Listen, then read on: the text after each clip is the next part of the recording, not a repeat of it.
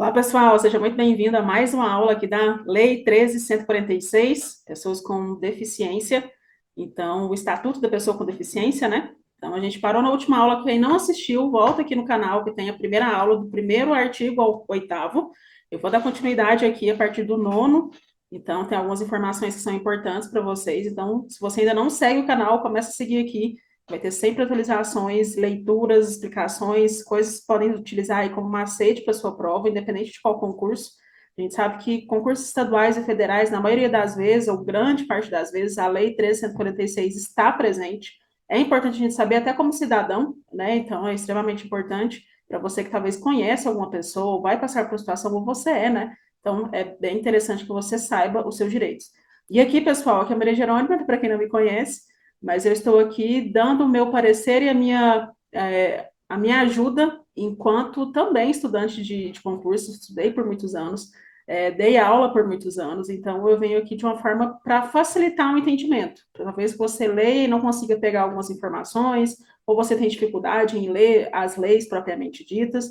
Então, eu estou aqui realmente para facilitar a sua vida, mesmo que você esteja há mais de 10 anos fora da escola. Então, esse é meu lema. Fazer as pessoas entenderem que mesmo que elas estejam mais de 10 anos fora da escola, mesmo que elas tenham muita dificuldade, elas conseguem sim estudar para concurso público e conseguem sim passar e ter uma vida diferente. Então vamos lá, sem conversas, tem delonga por aqui. Vamos lá a partir do artigo 9º.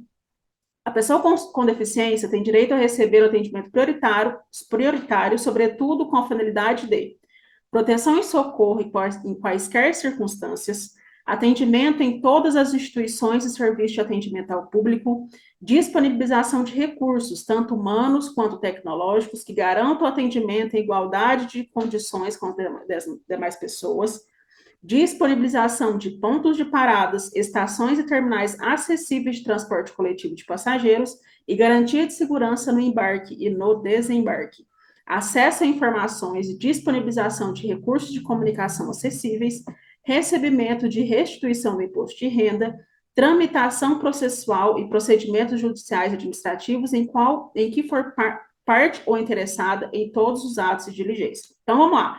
Nesse aqui, a gente está falando que ele tem prioridade em atendimentos nesses casos. Então, quando você, né, tiver um acidente, a pessoa com deficiência ela tem que ter prioridade. Quando você vai nas instituições, no banco, hospital, tem até a plaquinha, né, atendimento prioritário, tem as senhas separadas para quem tem a deficiência. Então, essas são algumas vantagens, né, não podem ser vantagens, mas algumas formas de proteger e de ajudar as pessoas com deficiência. Mas, o que é interessante nesse artigo em si, para a sua prova? É esse aqui, ó, esse parágrafo aqui. Os direitos previstos nesse artigo são extensivos ao acompanhante da pessoa com deficiência ou seu atendente pessoal, exceto quanto disposto 6 e 7 desse artigo. O que eles te cobram, então? Lá no seu concurso, todas as pessoas que estão acompanhando ou que é atendente pessoal dessa pessoa com deficiência também têm direito prioritário a esses 5 primeiros aqui, ó. Ele tem atendimento de socorro, atendimento de todas as instituições, disponibilização de recursos que vão ajudar, disponibilização de ponto de parada, acesso à informação e disponibilização de recursos acessíveis. Ele só não tem direito a recebimento de restituição do imposto de renda e tramitação processual e procedimentos judiciais. O que pode vir na sua prova? Pode vir que eles têm direitos a todos os tópicos de atendimento prioritário, e não é. Isso aqui é muito fácil cair em concurso. Então, lembre-se, o atendente pessoal ou acompanhante, ele tem direito também a atendimento prioritário, exceto no sexto e no sétimo. Então, recebimento do imposto de renda e tramitação processual de procedimentos judiciais e administrativos em que for parte ou interessada em todos os atos e diligência. Ok? Então, esse aqui é o ponto mais importante. Então, digamos que esse parágrafo aqui, ó, é realmente aquilo que você tem que prestar atenção na hora da sua prova. Eu, particularmente, sempre gostei muito de fazer provas com essa lei. É muito bom de fazer. Depois que você lembra disso aqui, você pega os detalhes principais, gente, é muito bom. Então, a gente sabe que é uma facilidade para você tirar uma pontuação maior da sua prova. Então, fica de olho, sempre acompanhando as aulas, que eu tenho certeza que você vai se dar muito bem nessa prova, nessa matéria, né? No serviço de emergências públicos e privados, a prioridade conferida por essa lei é condicionada aos protocolos de atendimento médico. Então, lembrando que se, por exemplo, a pessoa tiver aquela prioritária vermelha, então sofreu um acidente, né, então eles podem ser condicionados, sim, à lei e protocolos do atendimento público. Então, fique tranquilo. Se uma pessoa chegou lá com deficiência, mas tem um caso vermelho que é de extrema urgência, não tem problema, tá? Às vezes as pessoas querem denunciar, então também, nesse caso de serviço de emergência, ele tem que ser condicionado aos protocolos de atendimento. Direitos fundamentais, então, do direito à vida. Artigo 10º. Compete ao poder público garantir a dignidade da pessoa com deficiência ao longo da sua vida, de toda a sua vida. Parágrafo único. Em situações de risco, emergência ou estado de calamidade pública, a pessoa com deficiência será considerada vulnerável, devendo o poder público adotar medidas para sua proteção e segurança.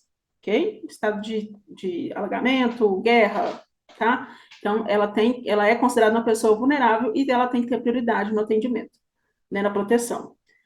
11. A pessoa com deficiência não poderá ser obrigada a se submeter a intervenção clínica ou cirúrgica, a tratamento ou institucionalização forçada. Parágrafo único. O consentimento da pessoa com deficiência em situação de curatela poderá ser suprido, poder ser feito na forma da lei. Então, vamos lá. Pessoas com situação de curatela. Curatela é uma proteção jurídica com a pessoa de 18 anos, que ela vai ser analisada por uma equipe com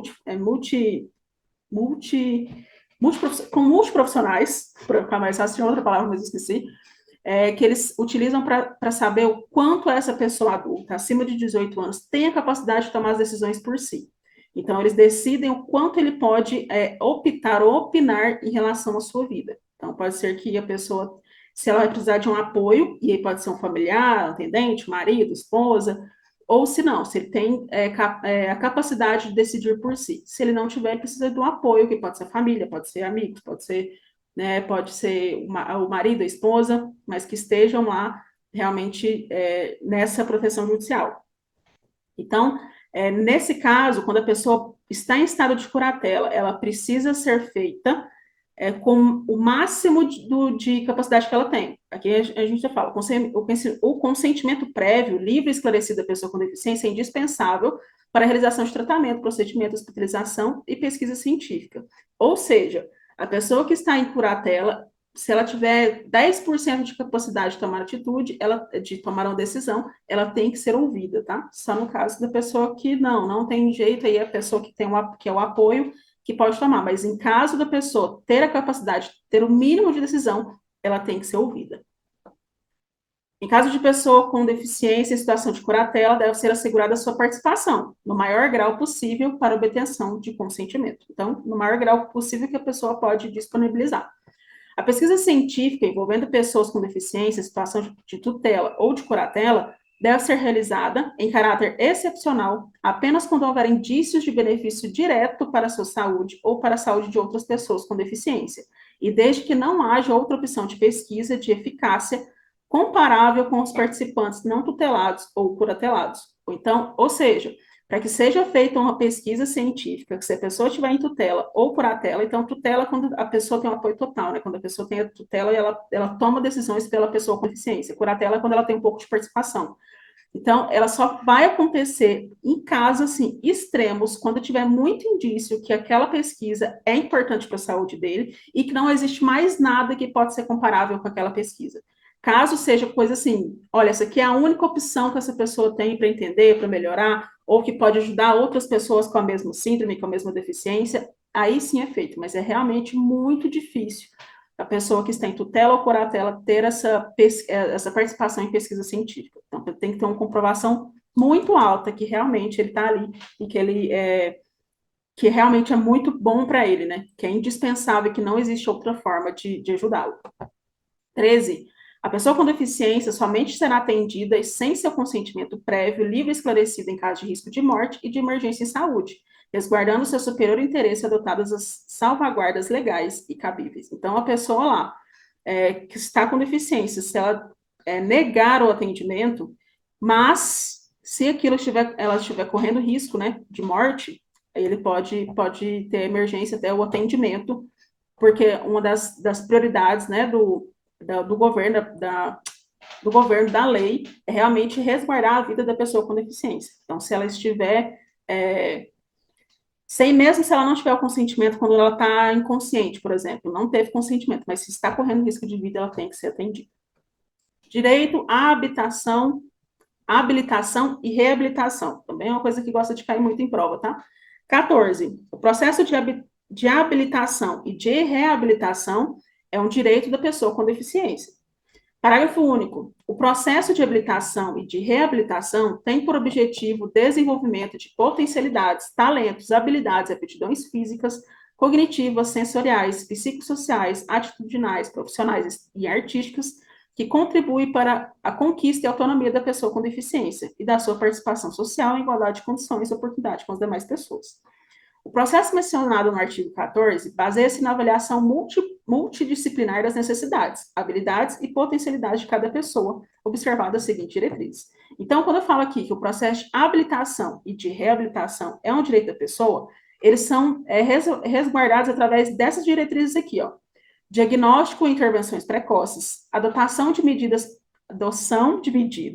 para compensar perda ou limitação funcional, buscando o desenvolvimento de aptidões, atuação permanente, integrada e articulada de políticas públicas que possibilitem a plena participação social da pessoa com deficiência, oferta de rede de serviços articulados, com atuação intersensorial nos diferentes níveis de complexidade para atender as necessidades específicas da pessoa com deficiência, prestação de serviços próximo ao domicílio da pessoa com deficiência, inclusive na zona rural, respeitadas as organizações da rede de saúde no território local e as normas do Sistema Único, o SUS.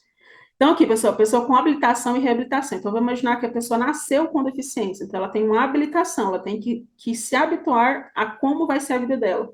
Ou, por exemplo, a pessoa está com deficiência visual, por exemplo. Então, é direito da pessoa ter acesso a formas de se reabilitar, ou de melhorar, de ter uma condição melhor, ou de se habituar com um novo estilo de vida. Então, eu lembro muito, eu morei em Uberaba, e lá tem o Instituto dos Cegos, que era assim, era extremamente maravilhoso, que eles deixavam eles serem, acho que acredito que tem até hoje, e eles faziam com que eles fossem pessoas independentes, mostrando que ia ter casa, que ia ter trabalho, como andar na rua. Então, é uma forma de habilitação, né? Eles estão habituando a pessoa a conviver em sociedade. Os programas e serviços de habilitação e reabilitação com pessoa com deficiência são garantidos. Então, o que é garantido para eles? Organização, serviços, métodos, técnicas e recursos para atender as características de cada pessoa com deficiência, acessibilidade em todos os âmbitos, ambientes e serviços, tecnologia assistiva, tecnologia de reabilitação, materiais e equipamentos adequados e apoio técnico profissional de acordo com as especialidades de cada pessoa com deficiência, capacitação continuada de todos os profissionais que participam dos programas e serviços. Artigo 17º. Artigo 17. Os serviços do SUS e do SUAS deverão promover ações articuladas para garantir à pessoa com deficiência e sua família a aquisição de informações, orientações e formas de acesso às políticas públicas disponíveis, com a finalidade de propiciar uma plena participação social dessa pessoa com deficiência. Parágrafo único. Os serviços de que trata o caput desse artigo podem fornecer informações e orientações na área de saúde, de educação, de cultura, de esporte, lazer, de transporte, de previdência social, de assistência social, de habitação, de trabalho, empreendedorismo, de acesso ao crédito, da promoção, proteção e defesa dos direitos das demais áreas que possibilitem a pessoa com deficiência exercer sua cidadania. Então, nesse aqui, nós estamos falando, né, como as pessoas têm esse direito. E mais, que o SUS e o SUAS devem ter ações que vão informar para as pessoas quais são as garantias que eles têm, quais são os serviços que eles podem ter, né, na questão de previdência social, de empréstimos, de financiamento, de empreendedorismo, de acesso a crédito, promoção, o que eles podem fazer em relação à assistência social, o que eles podem ter de direitos, o que eles podem receber. Então, eles têm esse direito realmente a ter quais são os seus direitos de habilitação, reabilitação, o que mais, qual que é essa rede, o que essa rede disponibiliza para que ele tenha uma melhor condição de vida. Para não ficar muito grande, eu vou parar aqui, depois a gente começa aqui no direito à saúde, direito à educação é muito interessante, tem questão de plano de saúde, então tem algumas coisas que são muito importantes para essa prova, mas eu acredito também que essa lei a gente tem que ser vista aos poucos. Então, a gente está aqui fazendo aulas pequenas para você anotar, para você fazer algumas observações.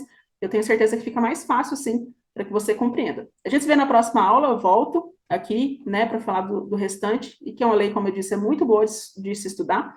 Fica aqui, então, se você ainda tem alguma dúvida, realmente vai ter algumas outras aulas que são muito importantes para você. Se você ainda não segue o canal, começa a seguir aqui, porque todos os dias vão ter novidades para você que está aí nesse mundo de concurso, mesmo que você esteja mais de 10 anos fora da escola, eu vou te provar que você consegue sim estudar, que você consegue sim passar e mudar a sua vida e a vida da sua família. A gente se vê na próxima aula. Tchau, tchau.